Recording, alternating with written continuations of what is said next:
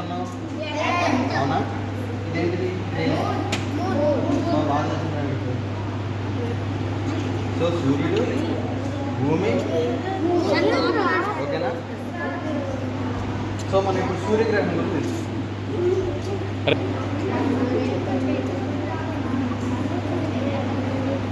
ఇప్పుడు ఇంకొకటి జరిగే ముందు ఎవరి చుట్టూ ఎవరు తిరుగుతారు చూడండి. సూర్యుడు చుట్టూ భూమి తిరుగుతుంది, భూమి చుట్టూ చంద్రుడు తిరుగుతున్నాడు. అర్థం చేస్తున్నారా?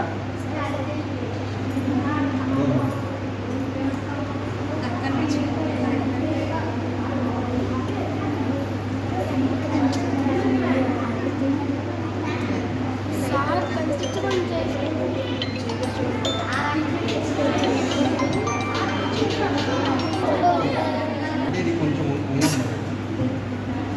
చంద్రుడు అంటే ఇట్లా తిరుగుతున్న క్రమంలో చంద్రుడు, భూమి, సూర్యుడు అంటే చంద్రుడికి సూర్యుడికి మధ్య భూమి వచ్చింది. సో చంద్రుడు కనబడతాడు ఇప్పుడు. అంటే భూమి ఏం చేస్తుందంటే సూర్యుని వచ్చే కాంతి మొత్తం ఆపేస్తుంది. నేను చంద్రుడు అనుకోండి, నేను సూర్యుడు అనుకోండి, నేను ఇదొక భూమి మొత్తం ఆపేస్తుంది. ఇక్కడ చంద్రుడి నుంచి భూమి, అవునా? ఇదేంటి చంద్రుడు, మరి ఏంటి నల్లగా తెల్లగా ఉన్నాడని చూద్దాం ఒకసారి. భూమి చుట్టూ చంద్రుడు తిరిగే క్రమంలో ఏమవుతున్నాడంటే చూడండి ఒకసారి. ఎట్లాగా అక్కడ ఏ చేంజెస్ జరుగుతున్నా ఒకసారి చూడండి. నేను చెప్తా. ఇటు సైడ్ వచ్చినప్పుడు ఎలా ఉన్నాడు అంటే ఈ పార్టే చూడు ఎలా ఉన్నాడు చూడండి ఒకసారి.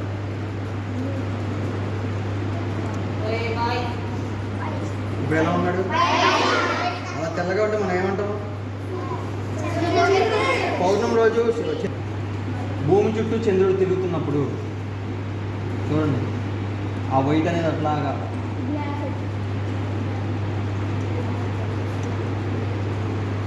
చూడండి. అంటే మనకు బ్లాక్గా ఉంటే కనబడద్దా? సో అమావాస్య రోజు చంద్రుడు కనబడ్డా ఎందుకంటే లైట్ రేస్ అనేవి పడవన్నమాట. సూర్యుని నుంచి వచ్చే లైట్ రేస్ అనేవి చంద్రుడి మీద పడవు. అర్థమైందా? మీరు చెప్పారు ఏంటి? సూర్యుడి చుట్టూ భూమి తిరుగుతుంది. భూమి ఎట్లా తిరుగుద్దమ్మా?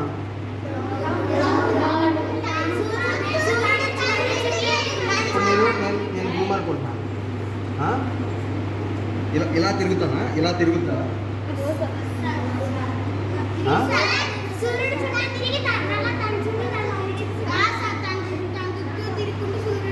తిరుగుతా అంటే ఇట్లా తిరుగుతూ దాని చుట్టూ తను తిరుగుతుంది. అవునా? తిరుగుతా. సో ఇక్కడ చూడండి, మన భూమి అనేది సూర్యుడి చుట్టూ 23.5 డిగ్రీలు అంటే వంగి ప్రయాణిస్తుంది అనమాట. 23.5 డిగ్రీలు అంటే ఇప్పుడు ఇది 23.5 డిగ్రీలు, అవునా? ఇది 0 అనుకోండి. 23.5 డిగ్రీలు వంగి ప్రయాణిస్తుంది. చూడండి ఇక్కడ 23.5 డిగ్రీలు మన ఇప్పుడు భూమి అనేది సూర్యుడి చుట్టూ వంగి ప్రయాణిస్తుంది. ఇట్లా ప్రయాణించే క్రమంలో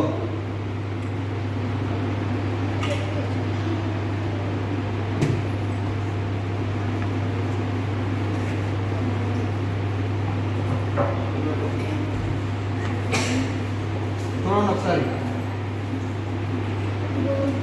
ఎక్కడ దగ్గరికి వస్తుంది, ఎక్కడ దూరంగా వెళ్తుంది?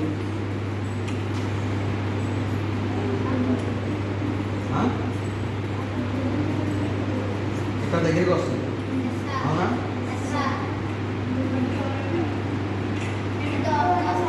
దూరంగా దీన్ని ఏమంటాం? భూమధ్యరేఖ తెలీదా? ఈక్వేటర్ ఉంది తెలుసా? భూమధ్యరేఖ.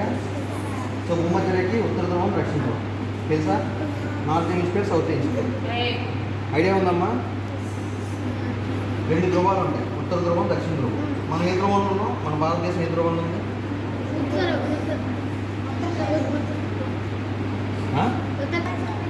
ఇక్కడ ఉంది. మన ఏ హెమిస్ఫియర్లో ఉన్నాం? నార్త్ హెమిస్ఫియర్లో ఉన్నాం. సో వీటిని పోల్స్ అంటారు. సో అంటే భూమికి అటు చివర ఇటు చివర ఉన్నవాళ్ళు. సో ఉత్తర ధ్రువం, దక్షిణ ధ్రువం కాకుండా ఆ చివర ఇటు ఉన్నవాళ్ళని పోల్స్ అని అంటారు.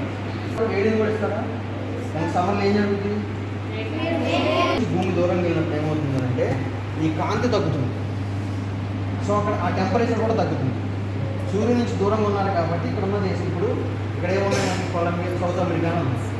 వీళ్ళు ఏం చేస్తున్నారంటే వీళ్ళు సూర్యుడి నుంచి దూరంగా వెళ్ళారనమాట. వెళ్తే అప్పుడు ఏమవుతుందంటే ఆ టెంపరేచర్, ఆ హీటు, ఆ లైట్ అనేది తగ్గుతుంది వాటి మీద. అప్పుడు వాళ్ళకి ఏమవుతుందంటే వాళ్ళకి వింటర్ అన్నమాట. అవునా? సో అట్లా తిరిగి ఇట్లా తిరుగుతుంది. మళ్ళీ చూడండి, మీరు అబ్జర్వ్ చేయండి.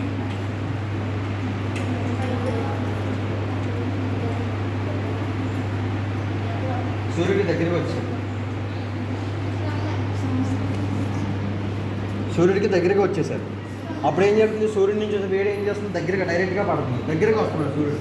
సూర్యుడికి భూమి దగ్గరగా వస్తుంది. వస్తున్న వల్ల దాన్ని తిరిగే క్రమం ఏముందంటే ఒకసారి ఒక ధ్రువం దగ్గరికి వస్తుంది, ఇంకొకసారి ఇంకొక ధ్రువం దూరంగా వెళ్తుంది. అర్థమవుతుందా? సో అవుతున్నప్పుడు ఆ వేడి ఆ కాంతి ఉపయోగించడం వల్ల అసలు ఏం సరిగా ఏర్పడుతుందని చెప్పుకోవచ్చు. ఓకే, అర్థం. ఆ యాంగిల్లో ఉండటం వల్ల అలా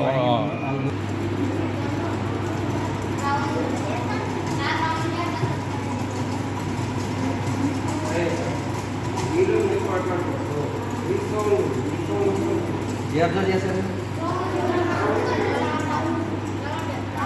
రౌండ్గా వచ్చింది. ఫస్ట్ గుడ్డాకారంలో ఉంది. నేను తిప్పుతుంటే రౌండ్గా వచ్చింది. అంటే రౌండ్గా రాదు, ఎక్లిప్స్ అంటారు. ఇందాక మీకు చూపెట్టా కదా. సో ఇట్లా ఇట్లా ఎక్లిప్స్ అంటారు, ఇలా తిరుగుతుంది. సో ఇది ఎందుకు జరుగుతుందంటే మన ఎత్త అనేది తనంతా తిరుగుతుంది. మీరే చెప్పారు. అది ఈక్వేటర్ దగ్గర ఒకలా తిరుగుతుంది. అంటే ఈక్వేటర్ అంటే భూమధ్య రేఖ. సో ఇక్కడ చాలా స్పీడ్గా తిరుగుతుంది. సో ఈక్వేటర్ నుంచి పౌర్ దగ్గరికి వెళ్ళినప్పుడు దాని స్పీడ్ అనేది రెడ్యూస్ అవుతూ వస్తుంది, తగ్గుతూ వస్తుంది, తిరుగుతుంది. మన భూమి తిరుగుతుంది కానీ మనమే తిరుగుతున్నాము భూమి మీద. మనం అటు ఇటు తిరగడం కానీ, ఊగడం కానీ, పట్టుకోవడం కానీ, లేదా భూమితో పాటు మనం తిరగడం జరుగుతుందా? ఎందుకు జరగట్లేదు అంటే సో భూమి అంటే అది కాన్స్టెంట్గా ఒకసారి స్పీడ్గా, ఒకసారి స్లోగా, ఒకసారి స్పీడ్గా, ఒకసారి లేదా ఆగి మళ్ళీ అట్లా కాదు. భూమి కంటిన్యూస్గా తిరుగుతుంది. కాన్స్టెంట్గా తిరగడం వల్ల మనం ఆ రొటేషన్ మనం ఫీల్ అవ్వలేకపోతాం. ఆ రొటేషన్ మనం ఫీల్ అవ్వాలి. సో మీరు ఇక్కడ ఏం చేశారు? భూమి ఏ ఆకారంలో తిరుగుతుంది? గోళాకారంలో తిరుగుతుంది. తెలుసా గోళాకారం అంటే? తెలుసారా? తెలుసు, ఐడియా తెలియదు. అప్పుడే రావద్దు.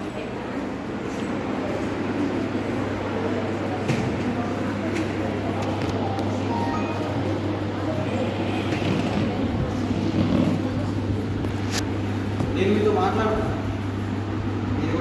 మీకు వినిపిస్తుందా? సో నేను మీతో మాట్లాడడానికి మీకు వినిపిస్తాను. దాన్ని ఏమంటారు అసలు? ఏమొచ్చిందా? సౌండ్ వచ్చిందా?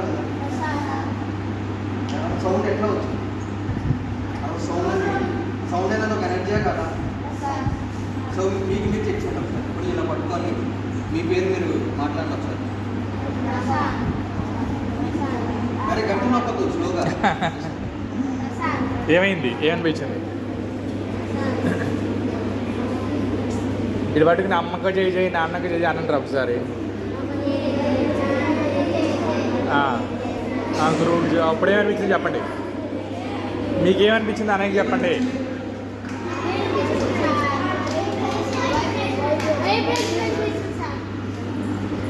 Sound is a form of energy అన్నమాట, వైబ్రేషన్ ఎనర్జీ.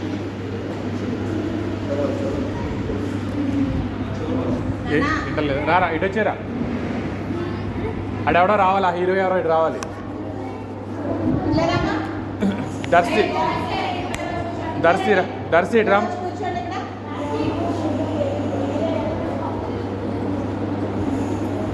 ఇట్రా దర్శి, ఇట్రా. దర్శి నువ్వు రా, ఇట్రా. నువ్వే ఇట్రా. నిన్ను తీసుకురావడమే నేను చేసిన తప్పురా. నువ్వేమీ చేయలేదు, నువ్వేం చెయ్యి కూడా. ఇక్కడ కూర్చో.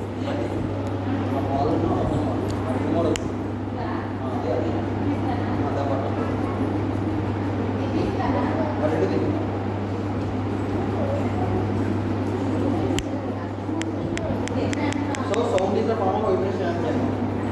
అంటే వైబ్రేషన్ వస్తేనే ఏదైనా వైబ్రేటింగ్ బాడీ ఒకటి సౌండ్ అనమాట. ఎక్కడ వైబ్రేషన్ వస్తుందో సౌండ్ అనేది మనకు కనపడుతూ ఉంటుంది.